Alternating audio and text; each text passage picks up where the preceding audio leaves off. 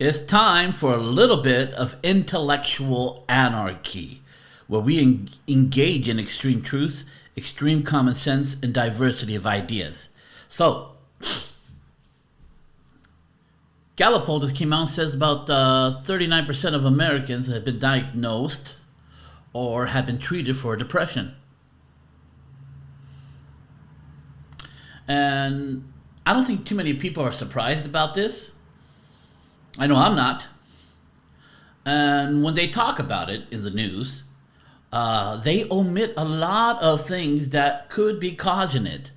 They got this practical, not really practical.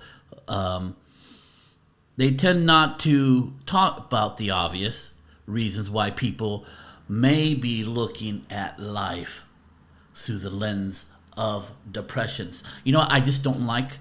This color. That looks better to me. Okay, like it was too dark. We're talking about depression.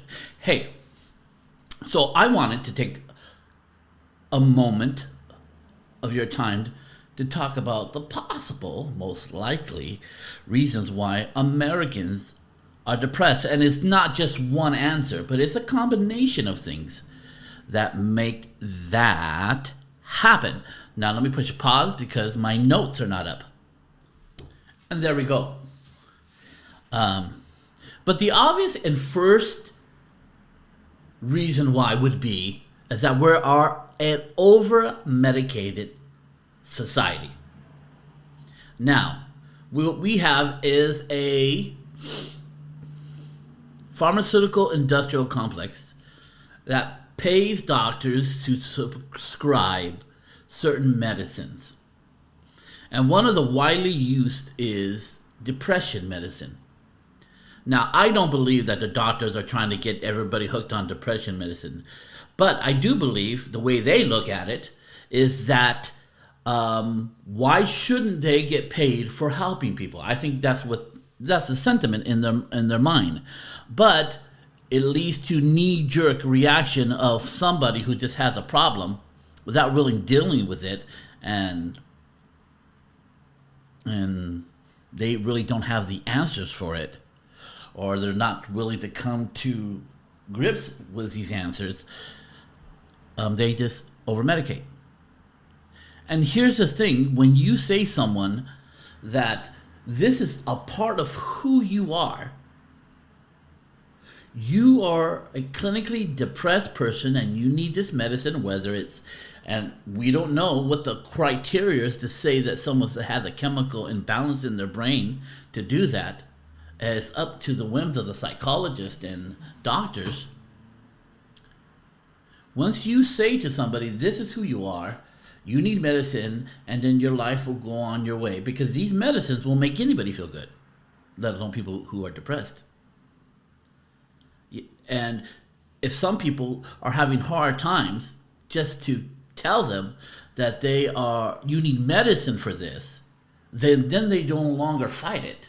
They don't longer think they have to change their mindset or their worldview. This is who I am. I'm being medicated. Life's more easier. I don't have to deal with these thoughts. These thoughts are not normal, as in the sense that I have no control over them.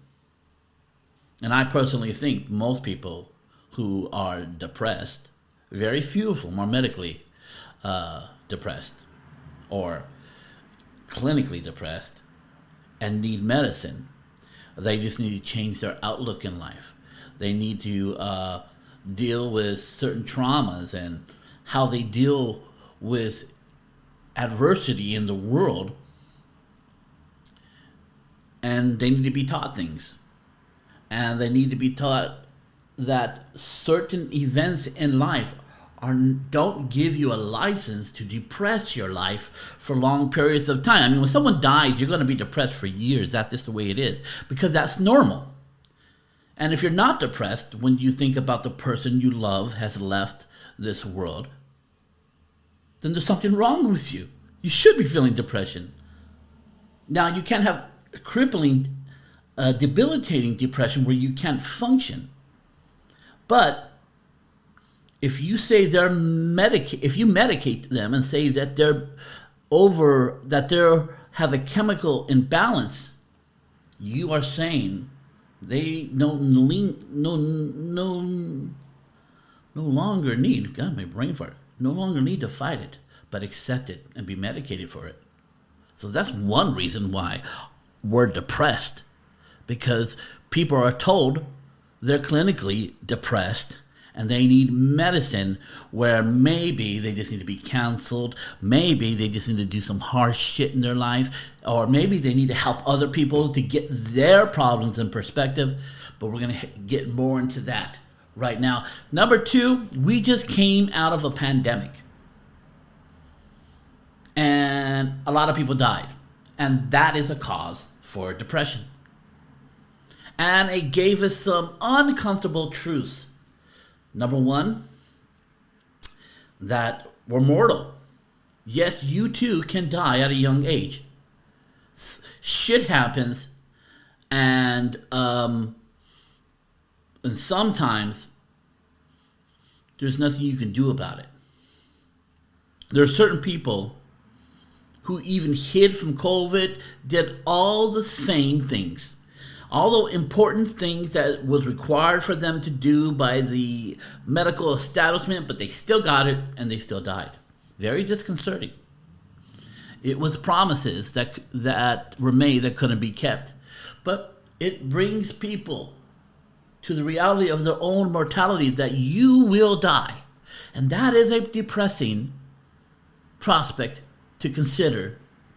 I'm someone who constantly thinks about that. And if I delve too much deep in it, it will depress me. It'll get me sad. It'll get me upset. I try to look at it philosophically, whatever it might be. But if you indulge in the ideas that your mortality is a real thing and that you will die, that this will end for you, I'm not talking about religious aftertones and afterlife, but what we do know and what all we've ever known is life and existence on earth. That is going to end for all of us. And that brings depression, especially when you see people at the height of the pandemic. There was 3,000 people dying a day. That will bring depression. It also told us the truth about people, that when people are faced with something like a pandemic, the license to act bad, to act mean, to act violent was accepted. People started to hate their neighbor. People started to behave badly, buy up all the toilet paper. I don't know what they thought was going to happen to their ass, but the first thing they wanted to make sure that no shit gets on their hands. That's what they were scared about. Who cares about dying? I don't want to touch my shit. There's answers to that, but not to hoard all the toilet paper. Unless you were selling it, I guess. I don't know. I digress. But, man, people were tyrants. People were tyrants.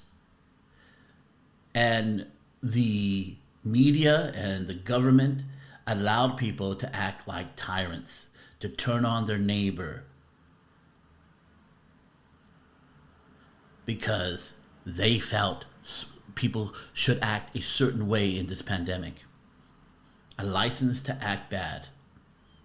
You know who people's character when shit hits the fan. Everybody can be nice when things are going great. It's when things are going bad.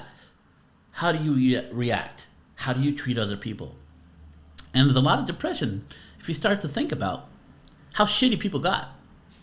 Number 3, it told us the truth about government. That government cannot be trusted.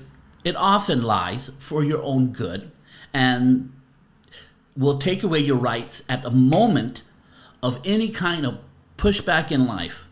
That's the knee-jerk reaction, is to control you and oppress you. That's its knee-jerk reaction, to take the rights that it never had the right to take.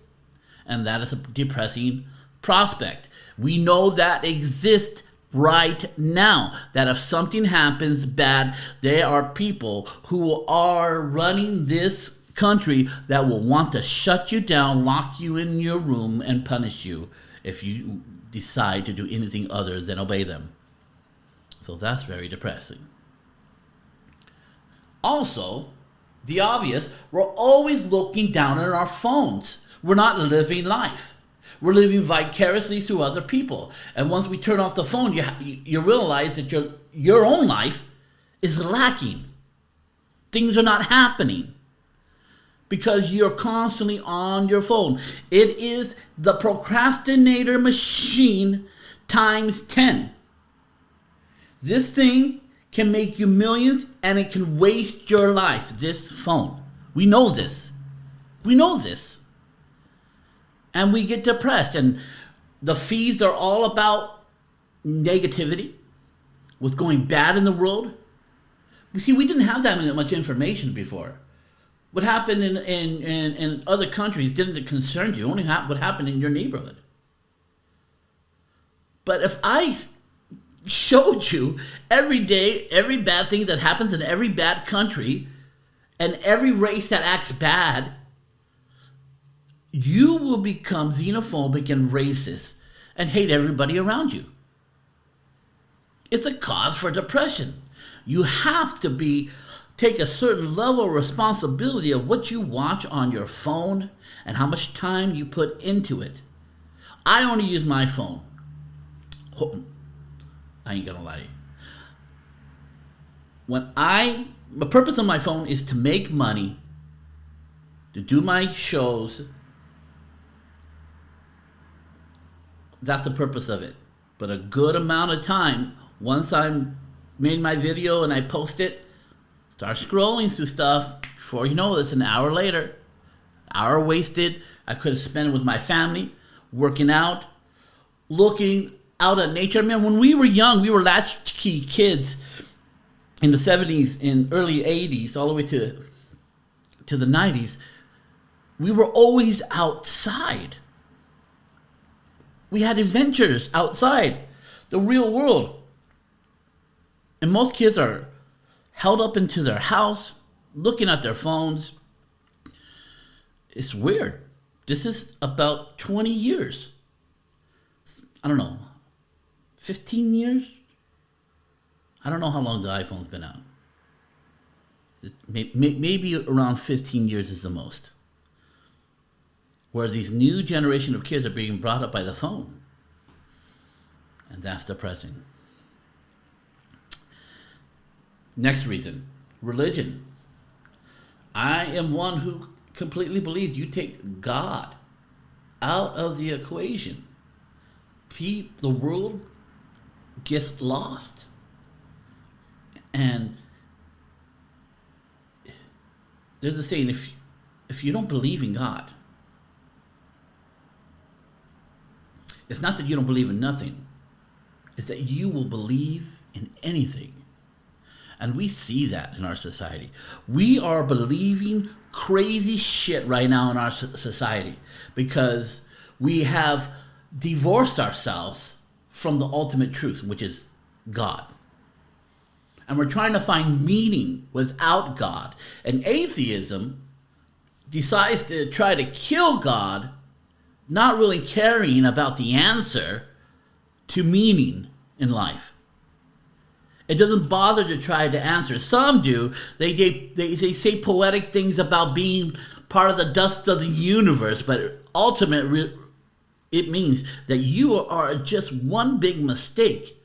And whatever rules or value systems that you have created came through chemical processes in your mind, they really mean nothing. That's the ultimate. If you reduce these beliefs that there is no God and that we came through random evolution, that we are a mistake by nature, if you really look at it and take away all the bullshit, there is no meaning in life. The idea that there is a creator who created us and has a destiny for us, and that he's watching our moves and he will judge us based on how good we were or not good we were, keeps humanity in line, keeps humanity keep reaching for more and understanding the handwriting of God, keeps families together and united. And we see what happens. When you have purpose and destiny and meaning and created in the image of God, and you get pull that all away and say, figure it out. Well, a lot of people are going to be depressed figuring it out, trying to look for an answer that they don't want to face, that is not very appealing, that whatever meaning you attach to life is fake. And it's just your mind making chemical reactions to deal with certain truth. That taking God out of the equation will definitely add to your depression. Last but not least, we have a new belief in our society that your emotions matter. And emotions are important. But you're asking the world to take in your emotions and having the world change according to how you feel. We're having people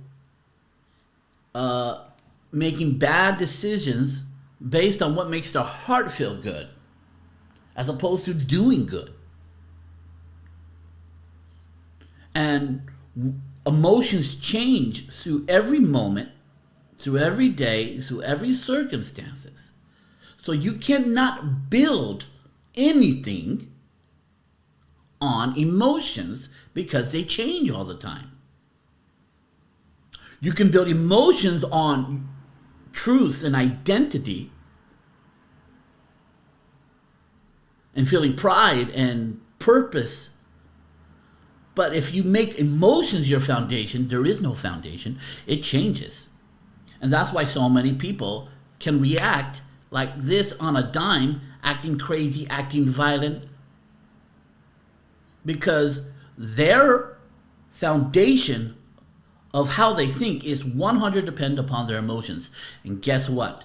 That will lead to depression 9 times out of 10. Having erratic emotions, emotions that change with every whim of the wind, brings no stability, and no stability brings depression. Don't fool yourself. Your emotions should not lead your thoughts or your life, but it's the truth that should lead your emotions and your life. And what is your truth? Do you know what your truth is? My truth is that I am a constitutionalist American, proud to be American. I am one who follows the teachings of Jesus Christ. I am one who believes in personal responsibility. I'm one who believes in capitalism. I'm one who believes that hard things make you stronger and that failure is a stepping stone to success. There's a variety of things I believe. And no matter how I feel, I come back to these truths to bring my feelings back into line. Your emotions don't matter.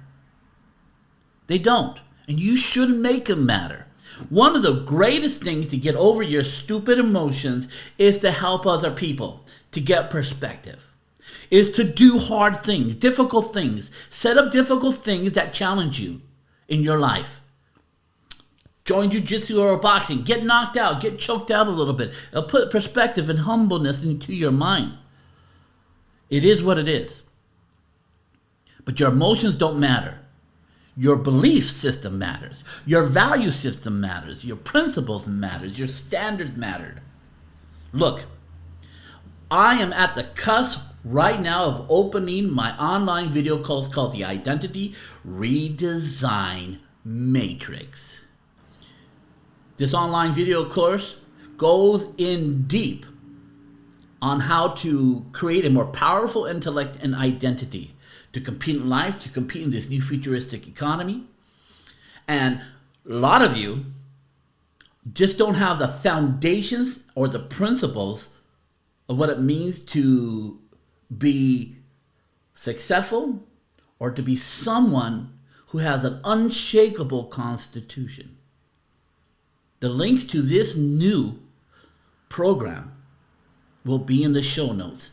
This QR code will link you to it. Plus, right here, JamesSalazarMedia.com/SLING will link you to this online video course. It is 30 years in the making of being a youth pastor, being a public speaker, being a life coach, being an opera singer, being a rock singer, counseling, ministering love, and helping people in the inner city. All what I think truly works and brings true transformation, all in one video program. 35 years of everything I know that works. I put it in a video program. Most of the time you would have to hire me as a coach, but I wanted to have one program that anybody can purchase without having to coach with me personally, that they can still get this information if they truly want transformation in their lives. So we covered today why Americans are depressed. There's a couple other things, but I think these are the major ones. Number one, we're over-medicated. Stop accepting the diagnosis of your doctor. Challenge it. If you have a chemical imbalance, tell them to prove it. If they can't prove it, then maybe you should change how you look. That the program will help you with that. COVID-19, we just came out of something that killed millions of people. There's going to be some leftover depression from that. Get your ass out of that iPhone and get out into life and enjoy and breathe. God made this beautiful world. Get connected to God. I believe there is a God. When you are a human not connected to a God, it's like a lamp not connected to the plug, to the outlet. You look good, but are you really being used for what you're used for? And at the end of the day, stop thinking your emotions are so important and they matter. It is a first world problem to think that your emotions matter before, because if you lived in any other world, you're running for your life. You're scraping to survive with food in these third world nations. They don't have the time to go, this don't feel right. But you got to acknowledge how I feel. Yeah. That shit doesn't happen in other countries, third world nations. It does in Western nations that are first world. But third world nations, they don't got time for that shit. They don't. This is James signing out of the Intellectual Anarchy. Extreme truth, extreme common sense, and diversity of ideas is the groundwork for thinking intellectually. Have a good one, everyone.